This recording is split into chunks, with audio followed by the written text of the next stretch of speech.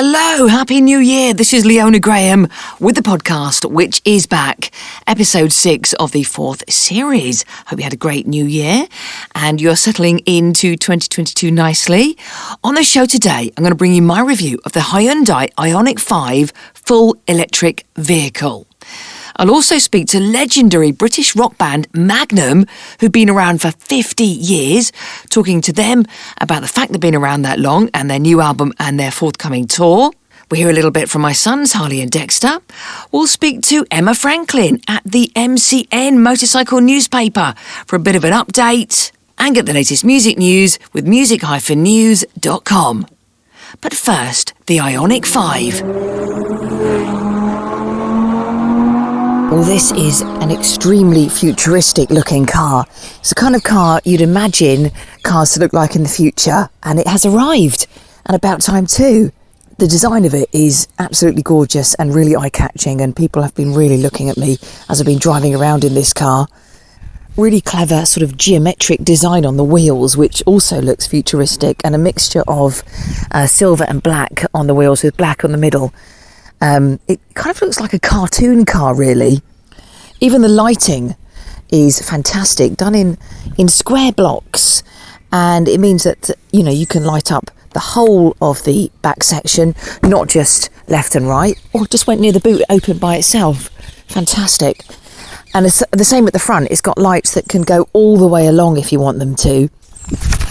I'm going to put them on in a minute and have another look at that, because they are so cool. Seeing as the boot is open, let's have a look at it. It is a 527 litre boot capacity, so plenty of room in there. Now, of course, with electric cars, all of the electric components are underneath, so sometimes things are not as deep as they were in more traditional cars. So the boot isn't that deep, but it goes back far, but just not low down. So you could only get a couple of cases in there, not more than that. There is some storage at the front in what they call these days a fruit. So let's open that. Yeah, I probably need to go through the menu settings to find out how to open the fruit. There's nothing obvious looking at it or on the remote. There are 3 different battery types you can get on this, and you can even go up to a dual motor version as well, which is the most powerful and goes the furthest as well. A 74 kilowatt battery is an optional extra on that one, and 305 horsepower. But everybody always wants to know, how far can you drive on the electric charge? Well, depending on the 3 different versions you go for, it ranges between around 240 to 300 miles. So 300 miles is fantastic. All 3 different versions as well come with fast charging. Okay, well, let's get inside and have a look. Just close up that boot first, which opened by itself. Okay, well, a bit like the Honda E, it's got some long, narrow screens. Not all the way along to the passenger seat, but between me, the driver, and the middle area, we have a really long screen split up into 2 parts, which looks really, really stylish. And unlike the other Hyundais that I've driven, there is no area full of loads of buttons. There's a gap between me and the passenger, so I can shifty into the passenger seat really easily if I wanted to. In fact, I think you can even move the cup holders here that are between me and the passenger seat right back. Yeah, you can. You can move this whole section back, so if you need to get into the passenger seat, let's say you've parked somewhere tight and you want to get on the passenger side, you can do so easily. There's literally nothing between you and the passenger at all. Is that a good thing? Well, one of the things I loved about the other Hyundais I've driven is having all the buttons in the middle, really easy to find them. Whereas in this one, you've got to go through lots of digital menus to find what you want. So if I want to heat up the steering wheel, I've got to go through lots of menus to find that button. I suppose you'll get used to that, but it's nowhere near as quick. Right, let's start her up. So just press the EV start button there. So it's showing me I've got driver 1, driver 2, driver guest. So you can have different profiles set up. At the moment it's in black with white writing, but I think you can change it to have all different colours and have your displays as you would want them. In much the same way you would personalise your mobile phone, you can personalise your car. Oh, I've pressed user profile. It's gone into a different seat setting and everything's in white, which I quite like. Yeah, I'm going to stick with the white. And it's asking me if I want to change this driver setup. Hello driver, starting profile setup. These electric cars these days are like driving your smartphone. Right, that's set up. It's showing me that the car's on 66% battery at the moment.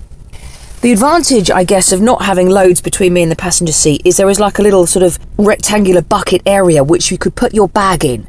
That's one of the biggest things for me, is I tend to carry around a small rucksack and there's never any way to put it. You end up putting it on the floor down by the passenger seat, then it gets dirty from the passenger's feet.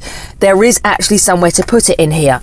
You have got an armrest in the middle on the left which is suspended, and you can have that at different positions. There's USB charging point, 12 volt, large vanity mirror, incredible cameras for parking. Not only are the ones where you've got the bird's eye view, the front and back view, there's a 3D view as well. Have a look at the photos on my socials for that. That is worth looking at. This is something I've not seen before, totally unique. Another little nifty feature is there is a nap mode. When you're charging up, so you're on the motorway, you need to pull over, have a charge up, you press nap mode and the seat goes back into this lovely comfortable reclining position. Love that. You can even use the remote control to move the car. So you've parked somewhere really tight, and you just need to adjust it whilst out of the car. There is a forward and back on the remote control of the car. So cool. There is even a 2-point plug hole in the back. So you could bring your camping equipment, boil the kettle, all from the car. The glove box, well, it's not a box. Nobody keeps gloves in them either. It's a drawer, a glove drawer. And this one contains the manual. But I guess you'd just keep... Well, I don't know. What do you keep in your glove box? I'd love to know. So that slides back and forwards. Okay, let's take it out for a spin. I'm going to move my seat position. The gear lever, as I like to call them, or simply the drive, neutral and reverse buttons in some cars, is not a button, it's not a lever, it's where you'd have your indicators. Really bizarre place for it. And it's slightly lower than the indicators and windscreen wipers, but it is down here, and so it pokes out, and then you turn it forward for the drive and you turn it back for reverse, which is fine when I'm sitting here right now. A little bit tricky when you're doing a 3-point turn. You've got the steering wheel the other way up, because the steering wheel can block your view of this. So until you get used to doing it just by the feel of it, it's really frustrating because you can't see it. But let's put it into drive now. And I've pulled away. Not that you can hear anything. It's absolutely silent.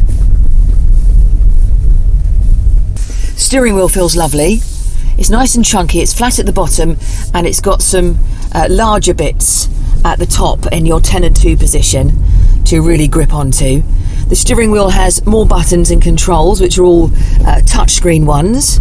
You've got different drive modes. You can have eco, sport and normal. It's got a head-up display which you can adjust the height of, which I have already done because it was way too high when I got in this car. So I've lowered that right down.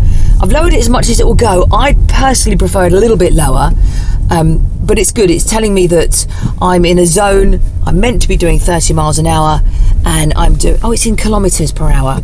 Okay, that needs adjusting in the settings. I thought that looked a bit odd because it says I'm meant to be doing 32. Feels absolutely lovely to drive. You can just turn the steering wheel with one hand around the corners. Not meant to, but I'm just demonstrating it. I love the white screens with the black writing. It looks really modern. As I'm indicating, there's a circle that comes to life with a left-hand camera showing me my blind spot. I'm going to try a 3-point turn now. Test out the turning circle. Suspension is good. Just been over some ramps. Just get past that jogger. It's certainly got some power if you do need to overtake someone. Right, let's do a 3-point turn here. It's a nice quiet road. Yeah, that is a good turning circle. Now, finding the reverse. Turn my little lever. Oh, just put it into drive. I just went forwards. I nearly drove into my own brand new fence in the drive yesterday. I get mixed up with this lever. Weird controlling the car with my right hand. Years of doing the gears with my left hand. All out the window. That's it.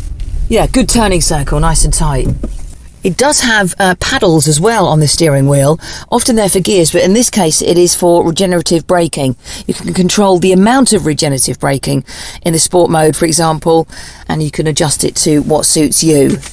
Like all electric cars, they're not cheap. Prices start at around £37,000. So maybe you're like me, you're going to wait a few more years until they come down in price. But out of the electric cars I've driven, this is highly stylish, extremely modern, loads of good features. Once you get used to where things are in the menu, perhaps you won't miss the physical buttons. All in all, for a medium-sized car, electric vehicle, this has it all. I can highly recommend it. Hey Harley, how's it going? Good, you? Yes, good, thank you. Now, how's it been going back to school? Yeah, it's been good. I mean, it's school, so it's kind of boring, but seeing the friends was good. Now, I expect lots of people can relate to this from when they went to school, but you did a cross-country race this week, didn't you? Yeah. Which has to be one of the worst things about school. Yeah, so it was. What was it like?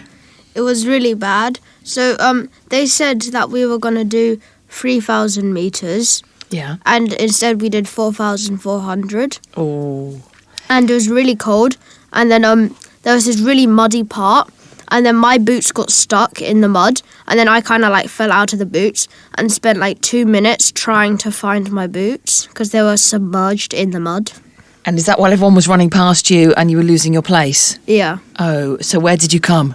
Last. Because then on the second lap, it happened again and I fell over. So I was completely covered in mud and trying to find my shoes whilst wearing white socks on super muddy mud. It just sounds horrible and one of the worst things about school. But Harley, you look back on this, when you're grown up, and I remember when I did cross country, but coming last, I think that's an achievement. No, it is. It's an achievement. It's something you can laugh about in 10 years' time. So, Harley, it's been a long time and a few of the listeners to the podcast have been wondering what's happened to your Harley's life philosophies? Well, I haven't been on the show lately. But why? Where have you been? Well, you didn't let me on the show. It's completely your fault. Hold fault. on. The last time you come on, I asked you some questions. You went, yep, no, yeah. And I thought, you know what? I'm not having him on again. So this is your new chance to impress us. So let's have a life philosophy, please. Okay. Harley's life philosophies. If you record yourself playing the recorder, do you become the recorder? Harley's life philosophies. Interesting. Okay, thank you, Harley. Thank you. Please welcome Tony Clarkin and Bob Catley of Magnum. Hello. Hiya. Hello, everybody. How are you? Good. No, we're great, yeah. Yeah, it's great to have you on the show. So, big, exciting times for Magnum. You are going on tour and you've got a new album. Is it good to be back? Yes, it is. We're in the studio at the moment. We're looking forward to going on tour, obviously. We're just sorting a few things out now. So, hoping it's all going to happen. So tell us about this new album. It's called The Monster Roars and featuring 12 new songs. And I've heard No Stepping Stones, which I absolutely love. Can't get enough of that song with big brass section at the beginning, big powerful song. Tell us about the album. Well, I think I started, I'm the songwriter and Bob is the vocalist. So we're the sort of main people in Magnum, as in, we've always been Magnum. So about the album, I started writing it just before the COVID thing hit, if I remember rightly. It seems ages ago to me. But, I'd written a few things and just started again. Of course, we've all been sort of made redundant, as it were, because of this COVID thing. So I just got down to writing all the songs. So I don't know what Bob was doing. But Tony, you've always been the main songwriter, haven't you? I mean, how does it feel to be writing songs for so many years? How do you still come up with them? I just sit down and write.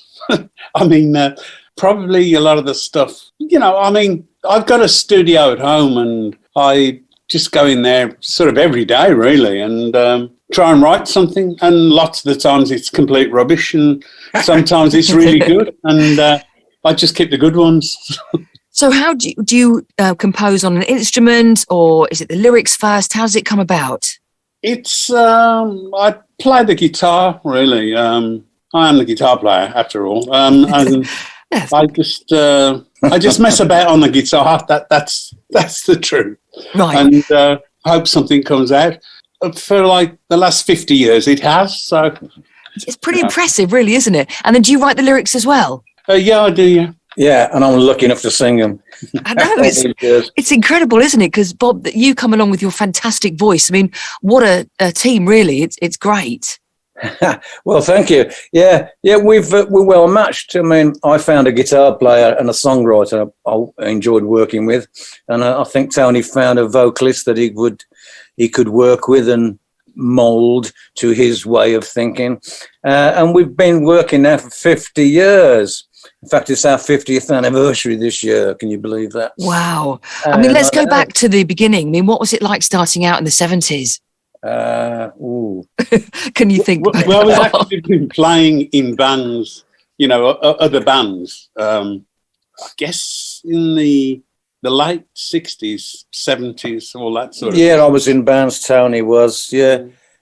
We got together at a place called the Rum Runner in Birmingham, a nightclub, in 1972, as a resident house band, and we were already called Magnum then, for some reason, and we just kept the name, and we had a good few years at the Rum Runner, but then Tony started to bring his own songs into the band, and we started doing them instead. And we got the sack then. Yeah, hooray! Oh, so you did cover versions at first, and then when you went into your own music, they were like, right, off you go. Yeah. Like that, yeah. So where did the name come from then? Magnum. It's we was in a nightclub and there was champagne being drunken in there. Drunk, and they had a French restaurant and everything. And somebody come up with a bright idea. Why don't you call yourselves Magnum after a Magnum of champagne? Oh. And I didn't have a better idea, so there you go. I think everyone seemed to think it was from the gun. The gun, Yes. yes, Magnum gun. Magnum, the gun, yeah, Magnum. But really, it was PI and all that. champagne. Yeah, Well, it was champagne. That's so letdown, funny. isn't it? And then, of course, years later, along come the ice cream, and you're like, oh, Yeah. Yes, I know, but we was here first. yeah, exactly. You were there first. I mean, I discovered your music in the 80s, the album On a Storyteller's Night, which I have on cassette still to this day. Brilliant. Yeah, great album.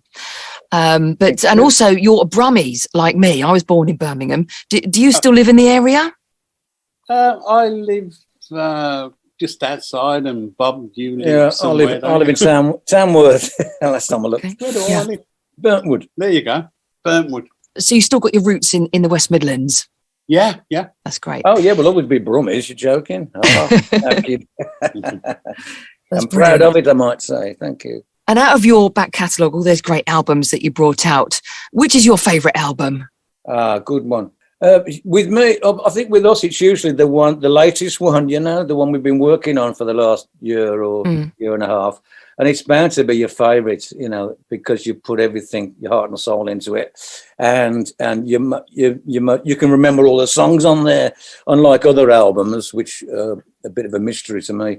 And apart from this one, I think we did an acoustic album called Keeping the Nightlight Burning in 1991. Really? Yeah. Wow. I remember some things, Tone. Yeah. And it was acoustic versions of songs we'd done before on albums. And it was great. I think that's my favourite ones, actually. But mainly the new one, The Monster Roars. Yeah, I mean, I've fallen for that one as well. Yeah, and it is like Bob said, that when it's the one that you're working on, or it's the latest one, you always tend to go like, wow, this is the best album we've ever done, which I think it is really. But yeah, it probably is, Tone. Yeah. Well, I mean, I've heard Stepping Stones and I Won't Let You Down, the first two singles, and it's just absolutely brilliant. So I'd have to agree with you. Thank you. But you can't wait to play that live. Will you play all the tracks from that and some other stuff? I mean, which tracks will you play from the back catalogue? Well, we do a mixture as we do normally on a show. Keep it interesting, So the latest songs, we'll probably do 3 from the new album, and then a couple from recent albums like The Serpent Rings, Lost on the Road to Eternity, do a couple off there. And then being the 50th anniversary year, we're going to do quite a lot of old stuff to get everybody going, for the fans who've been with us all this time. So we mix it up and, knocking on 2 hours of sheer fun and hilarity and send everybody home happy. Oh, that's brilliant. Good 2-hour set. Yeah, knocking on. That starts in Cambridge in March. Then you're off to Norwich, London, Birmingham, Southampton, Cardiff, Belfast, Dublin, Glasgow. Oh, no, the Glasgow then moved to September, doesn't it? The second part's in September. The second part, yeah. Then we've got Sheffield, Nottingham, and a few more places, Manchester and so on. So all the dates we'll put on the website. But so just quickly, do you drive or do you ride motorbikes? I drive. I don't drive. Never driven a car in my life. Oh, sorry. Okay. I'm Tony. I drive. Tony. I'm Bob and I don't drive. Okay, Bob. Okay. I'll ask Tony, what sort of car do you drive? A Jeep, 6-litre Jeep. Oh, lovely. I had a Jeep once. They're so fast, aren't they? Massive engines. Yeah, great. Okay, a question for both of you. What music do you listen to in the car? Do you listen to your own music or other stuff or the radio? I listen to whatever somebody's playing in their car. I'm in the back seat usually. I'm the typical backseat driver, but I'm quite good at directions. I'm good at you're the navigator. Yeah, that's true. Yeah, but I'm not the DJ in the car. I mean, I use my car especially to listen to when we've recorded a song and a mix, or sort of maybe halfway through. And so, like, I'll be playing that all the time, thinking, "Oh, it's that," and on the way to the studio and back from the studio, and suddenly realise that, I've got to change something. You've gone past this. Yeah. Where am I? It's a great place to listen to music, isn't it? So it'd be a good place to notice anything that you're not sure about. So that's great. Okay, well, it's lovely to chat to you both. We can't wait for the album. That's out on the 14th of January. You've got the tour date starting in March. Tony and Bob of Magnum, thank you for joining me. Thank you very much. You're welcome. I'd just like to say thanks to all the Magnum fans for sticking with us over the years. And we hope you come and see us on tour, and we hope that you enjoyed the album. Thank you very much. See you soon. Hey, Dexter. Hey. What's been happening? I went to school today. It was amazing. Why? Because the lunch teachers gave us so much good food. Oh, really? Why? What did you have for lunch? I had chicken nuggets, but they kept on feeding me the chicken nuggets, and I was like, yeah. Yeah, you love chicken nuggets, don't you? Yeah. Dexter, it's my birthday next week. Really? Yes. Yeah. Well. Is that it? Yeah. Oh. And so school's going well, lunchtime's good, we've been playing tennis, me and you. Have you got anything else that you're looking forward to this year? Let's look at the whole of 2022. What are you looking forward to? Going on holiday. Yes. Okay, bye. Oh, is that it? All right, bye. So let's have a look at some of the albums coming out in the very near future. One is from Bastille, Give Me the Future, out on February the 4th.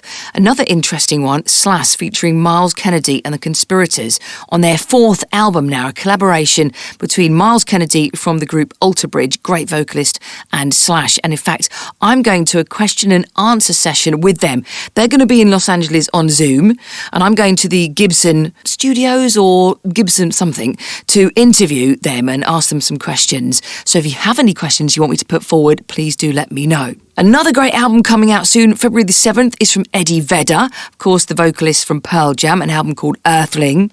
Looking further ahead into the end of February, Guns N' Roses' Hard School. Their new album is out, new one from Scorpions, Soft Cell, and Tears for Fears. Those are the albums to look out for in February. Now, a classic album I think we should all have a listen to is a Led Zeppelin album. And this is Led Zepp 3, often overlooked because we all talk about 1 and 4 mainly, but 3 is a great album because it starts with that fantastic song called Immigrant Song, which is recently brought to my attention again by TikTok. Not something I tend to look at, but my son Dexter doesn't have his own phone, by the way, but he was using my partner's phone and looking at TikTok and sent me this particular video. using Immigrant Song, which I may repost. I tend not to share things like this, but this one did make me laugh. So have a look at that. I'm going to put it on Rock and Road Pod socials. But Immigrant Song is the opening track on this album. There's loads of other great tracks on it, like Since I've Been Loving You, Gallows Pole, Tangerine, Bronyer Stomp. I think that's how you say it. But a great album. Let's have a listen to that collectively. Led Zeppelin 3, report back and tell me what you think of it. Okay, now for some music news. The Rock and Road Pod Music News, brought to you by music-news.com. Coming back to that Eddie Vedder album I mentioned, the new solo album, and you will find the details about this on music-news.com, the new album features Ringo Starr, Elton John and Stevie Wonder. It also boasts contributions from Irish songwriter Glenn Hansard, Red Hot Chili Peppers drummer Chad Smith and their former guitarist Josh Klinghoffer. Also on music-news.com this week, if you ever wanted a coffee table book about the hundreds of guitars, amplifiers, effect pedals and associated equipment that guitar hero Eric Clapton has played throughout his 6-decade career, then there is a new book coming out called 6 String Stories by Eric Clapton. He talks about all the different guitars used on albums, live in the studio and what they've meant to him, the stories of his first guitars, in his first band, and during his time with the Yardbirds, Blind Faith, and throughout his solo career as well. It's a fascinating book. It's out now, Eric Clapton, 6 String Stories, and you'll find out more about this on the website music-news.com.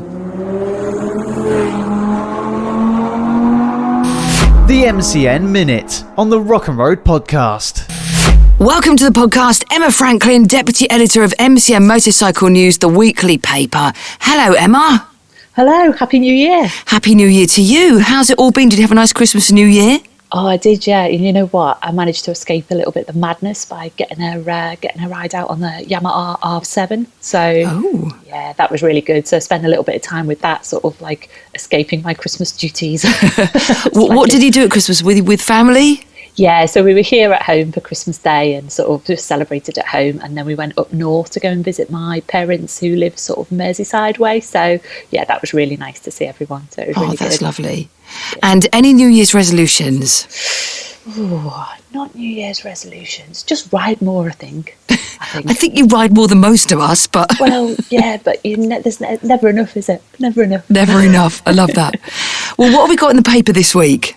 Okay, so it seems like 2022 is becoming the year of the British bike rebirth, isn't it? Sort of, there's lots of cool British brands coming to the fore again with BSA and the Reborn Norton, and so we've got the latest model from Brough, who are, it's the resurrection of an old British brand, but they're actually part French. So this is their Brough Lawrence Nefford, and it's sort of like a neo-retro scramblerized model, but it's an absolute sort of like work of art. It's all hand built. It's very, very, very boutique style biking. It's got high level cans, sort of a new subframe so you can take a pillion. It's got big chunky tyres, 18-inch wheels. Sounds lovely. It does look stunning, but this isn't going to be a bike for everyone. It's super exclusive. They'll only make a couple of hundred of them, and the price is going to be in the tens of £1,000s, but it's another cool British branded bike out there.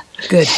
Anything else to note in the paper this week? So yeah, we've got another really good interview with Taylor Mackenzie. So he's the older brother of the current British Superbike champion, Taron Mackenzie. But he's had a slightly different time of it. Even though he's been really, really successful rider in his own right, he's decided he's going to hang up his helmet at age 28 because he sort of said the stress of being a rider and sort of fighting for his job every year has just got too much, and he sort of opened up to our sports reporter Josh about all the struggles, and it's sort of really enlightening because it's sort of motorbike racing is sort of a warrior sport, isn't it? And everyone's supposed to be so tough in it, and Taylor's actually opened up and shared about his mental struggles and how they've affected his actual physical health as well. So it's really, really a great interview. And sounds interesting. And really, what's his sort of plans? Has he got any plans for the future then? He has actually, really, really, in a nice sort of serendipitous way. Michael Laverty, who's launching a Moto3 World Championship team for this year with young British riders, he's chosen Taylor to actually be the team manager. So wow. it's brilliant. So it's all worked out rather nicely, really. So that'd be a great challenge for him. That sounds like a really interesting paper this week. We shall look out for it. Cool. It's out now. It's MCN, the weekly motorcycle newspaper. Emma, have a great week. And you. Cheers. Speak soon. Bye. Bye. The MCN Minute on the Rock and Road Podcast. Buy the latest issue in store and online at motorcyclenews.com. And that's it from the podcast this week. Thank you so much for listening. Please have a look at all the accompanying photographs on Instagram at Rock and Road Pod. Also on Twitter. I've even joined TikTok at Rock and Road Pod. Not sure how much I'll use it, but it's there. So have a look at the photographs that go with this episode. Please do feel free to comment and message me with any questions you may have. And Rock and Road Pod is back with episode 7 real soon. Thank you for listening.